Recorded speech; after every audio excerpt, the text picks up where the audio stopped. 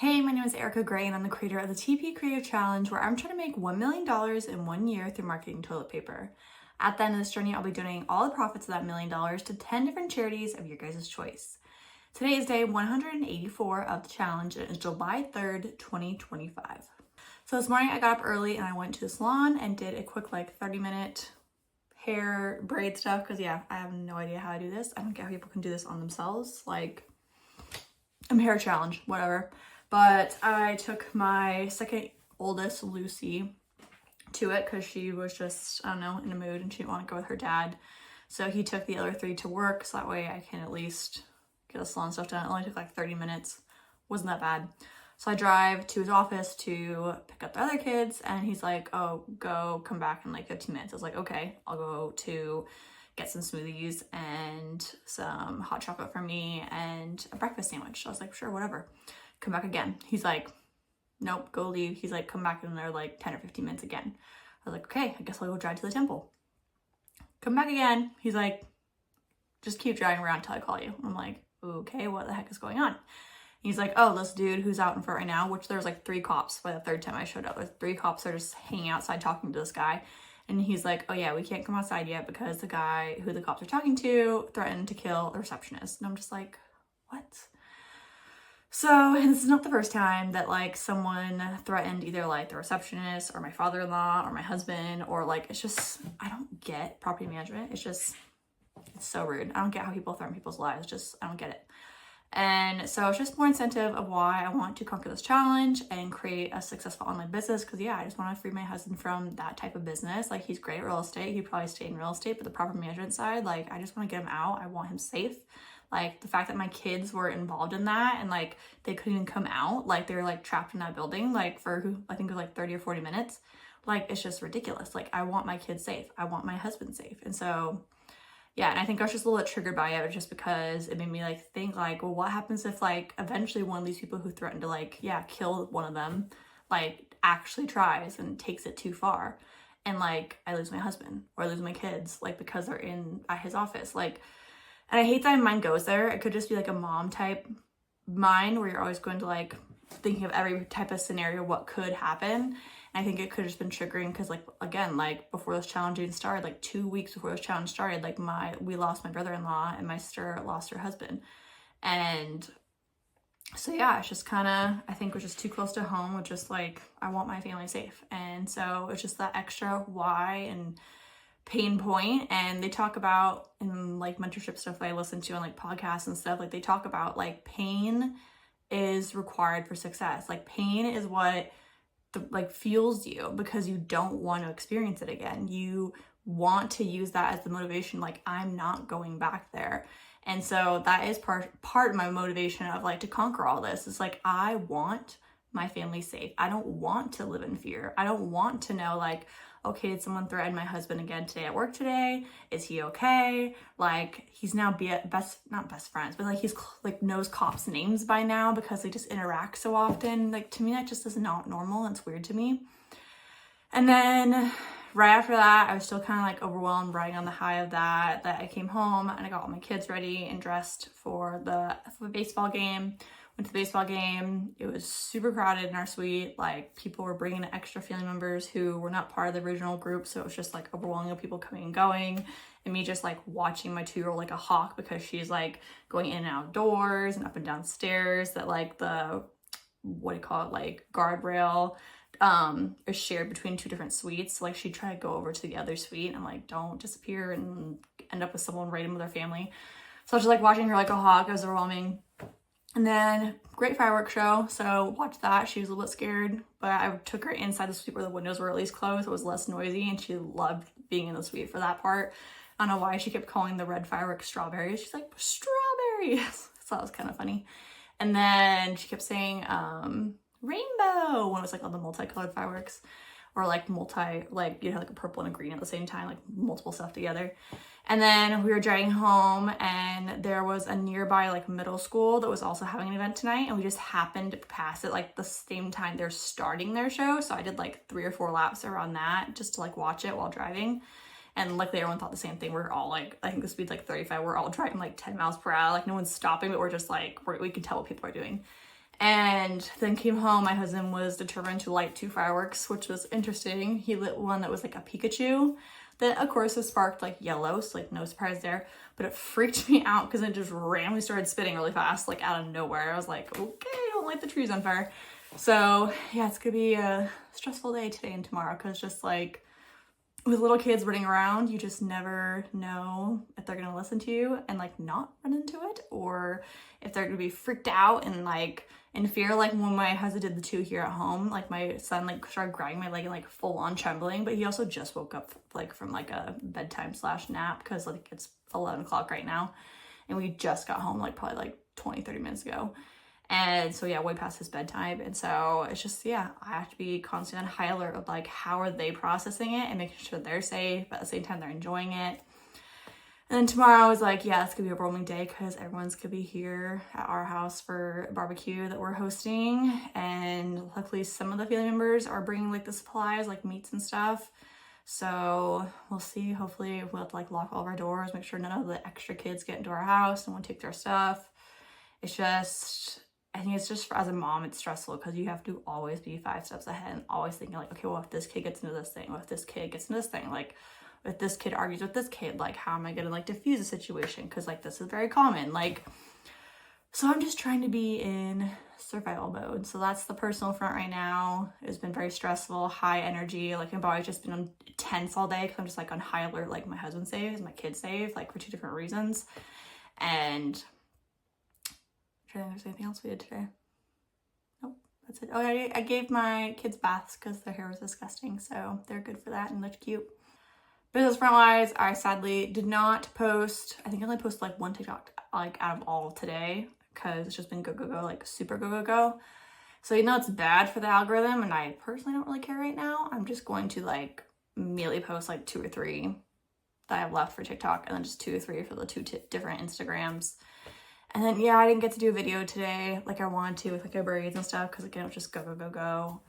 So hopefully I can kind of maintain it. I did like, so when I did it this morning and I came home, it was already annoyingly frizzy like this. So I had to like undo at least this part. Like I can do this part. So I actually redid this for the game. So I'll probably redo this much. But yeah, hopefully this will at least stay tonight. I got a like satiny silk head cap like way back when. It's like meant for like after you shower so your hair doesn't get frizzy when it dries. So maybe I put that on. It can like protect this when I sleep at night.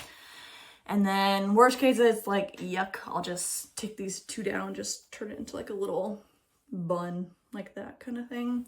We're also doing like pool stuff, water stuff tomorrow. See, it's like so frazzled, weird. Looks better like that, we'll do that. And so, and then we're supposed to do more fireworks at my husband's aunt, which I don't know if I'm gonna go or not. It just depends on how well behaved all, 8 or 9 kids are tomorrow. So if all 8 are good and no one's fighting and arguing and it's like easy to keep up with, then yeah, sure, I'll go. It's like not energy depleting. But if it's like they're all fighting, they're all stealing each other's stuff or complaining about something, like I'm like, I don't want to be around all that the whole time. And especially if it's gonna be past their bedtimes for like half of them. Yeah, so we'll just play it by ear. Not saying no, but I'm saying yes. It's just having that boundary of like, we'll see. And so yeah, tomorrow we will try to again post all the content. That's what my priority is. Again, luckily with it being we're hosting the barbecue here, I'll be close to my stuff so I can at least be on the laptop like editing these vlogs and posting them, so I'm not getting too far behind. Again, trying to be very intentional with what we're doing and keeping up with it. The other question I've been wondering is like, 'cause again, I'm not really getting feedback from anybody, so I'm wondering to make it more of a connection is if to flat out for me to just choose the 10 charities to support at this point, and then like make different reels with like, here's why this charity matters to us and like my family or me, and like a story behind it and why we connect to it, and hopefully you guys connect to it, and why it's important to support kind of situation. It makes it more in-depth maybe. So if you agree with that, please leave me a comment and let me know, so that way I can be like, okay, we're gonna roll with it. I'm gonna wait till Saturday before I do that. So right now I'm still saying like the 10 charities type thing. But if people are saying like, yeah, we need something to connect with more, that's like a deeper level, then like just choose 10 charities to support and yeah, share my story of like why these ones matter. then maybe I'll go that route. Again, we're past the halfway point. Like I said yesterday, like I'm definitely in like deep reflection mode because of like, I'm not where I want to be. Like we've literally made like $2 from this challenge individually, but then we still made like $1,500 for the Children's Miracle Network. That was through the Supermom contest, which is still cool. But I mean, like, I think we could have pushed this like way farther. So yeah, it's a lot of thinking like what I could do. I think also I'm going to go back to messaging new stations now that we're farther along. I think I messaged it so earlier on that we didn't have anything going yet. So we have like a little bit of stuff going on. And then I think I'm going to also message some talent agencies. So I'm not like having to message every single individual influencer, which takes up a lot of time versus just like flat out messaging an agency. Try to make it really, really depth connection and I don't know, exciting somehow. I'll work on figuring out how I'm gonna write that. And then hopefully they can be like, oh, I had the perfect person in mind that would go great with us. And hopefully they'll join. So that's kind of where my mind is right now. Again, we're constantly pivoting, constantly trial and error. No one's getting feedback. So the only way to move forward is to just try and keep shooting our shot, and we'll see what works, what doesn't, what's kind of gaining momentum. I get people occasionally being like, oh, this is interesting, or like, oh, that's cool, or like saying things like that, but it's like, okay, then buy toilet paper, or like tell your friends. Like if you think it's cool, like let's build on that. So yeah, that's kind of where I'm at right now on the business side of things too. So quote wise, because it's been a little Friday today, and also yesterday I did the laundry like super late at night. I didn't get to bed till like 2 a.m. because that's just, yeah, folding all the laundry, getting rid of it.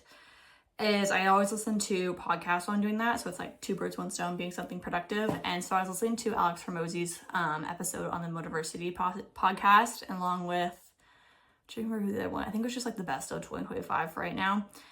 For the other episode, and a lot of things they kept saying over and over and over is just talking about like pain and like no pain. It's the quote for today is no pain, no gain. And it's kind of like how they talk about in scriptures where it's like why God created bad stuff too, is because like you're not going to appreciate the good if you don't go through the bad and like know what bad really is. If everything was just amazing all the time, reality would just be like this. Because you don't know bad, you don't know good. It's just like everything's good, so it's just like right here. That's not really living. And so you gotta go through those pain points to really use that, like, I don't wanna be there again. And use that to push you up even farther to success. Because if you're just like, my life's amazing. Like, yes, we have little disappointments here and there, like not pain. It's just gonna be like not, like the bigger the pain, like think of this like scale, like the bigger the pain, the higher it's gonna project you up because you like, I don't wanna go back. So you're gonna, so that's what I say with anything from, yeah, personal growth stuff, your relationships, business stuff, embrace the pain, remember that feeling of how terrible it is and hold on to it and use that to fuel you with power, to be like, I'm not going back.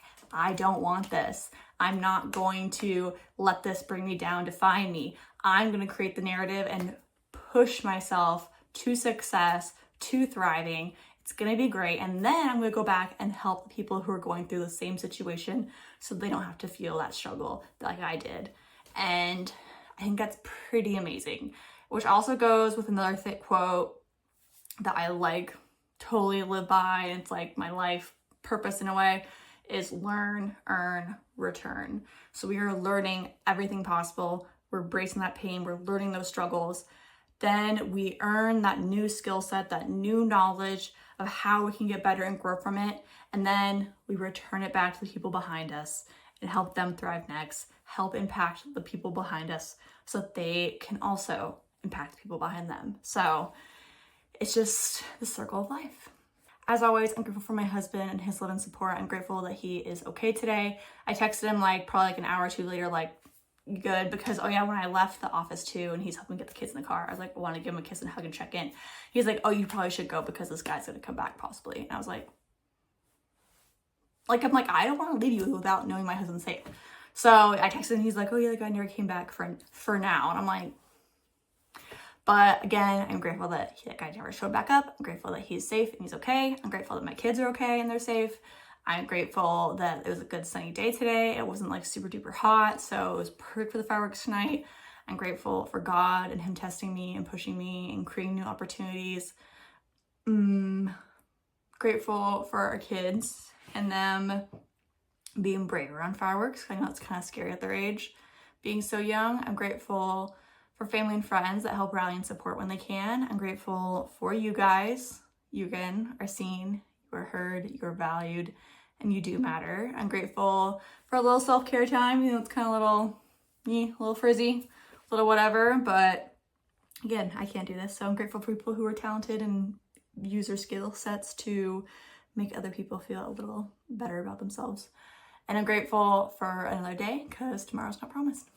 Please subscribe to this channel. I would deeply appreciate it, more than words can ever describe. And please comment any creative ideas you can help add to this challenge, whether that's trends, ways to utilize toilet paper in unconventional ways, whether that's TV shows, movies, music, you name it, nothing is left untouched. Totally open book. We're trying to make this fun and inspiring. Also comment any questions you may have about affiliate marketing, personal growth and mindset, how to start an online business, how to create digital products, how to start an online challenge and conquer it. And yeah, I will see you guys tomorrow and hope you guys have an amazing 4th of July tomorrow.